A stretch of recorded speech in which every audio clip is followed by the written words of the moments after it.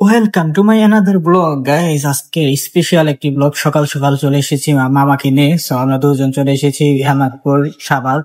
So এখান থেকে আমরা আজকে জুতাগুলো নিব। সো দেখতে পারবেন এখন আমি কিন্তু আজকে এই জাস্ট নর্মাল জুতা পরে এসে পড়েছি, যে আজকে এখান থেকে আমি জুতা পরে তারপরে বাসায় চলে যাব। সো সেই জন্যই দেখতে পাচ্ছেন এই জুতাটা আমার পছন্দ হয়েছে। সো সেটাই দেখাচ্ছি যে এটা কেমন। সো মামা বললো হ্যাঁ এটা সুন্দর আছে, তো আপনাদেরকে দেখাই, এটাই আমি নিছি।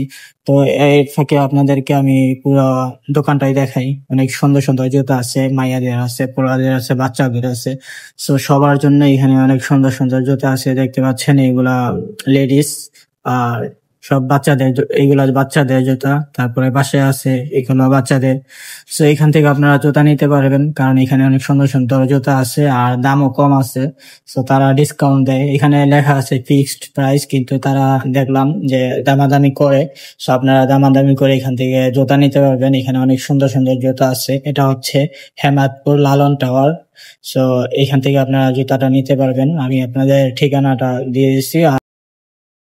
সো এখানে অনেক জুতা আছে, এই যে আমার দেখতে পাচ্ছেন, আমি একটু আমার ভিডিও করে নিলাম।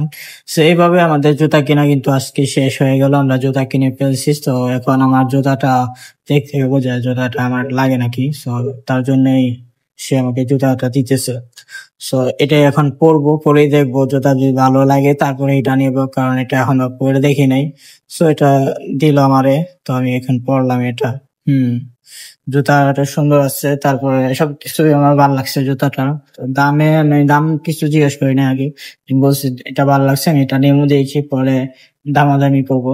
তো দাম সুন্দরই, বাট একটু বেশি মনে হইতেছে দামটা, কিন্তু তারপর তারা ডিসকাউন্ট দিছে আমারে।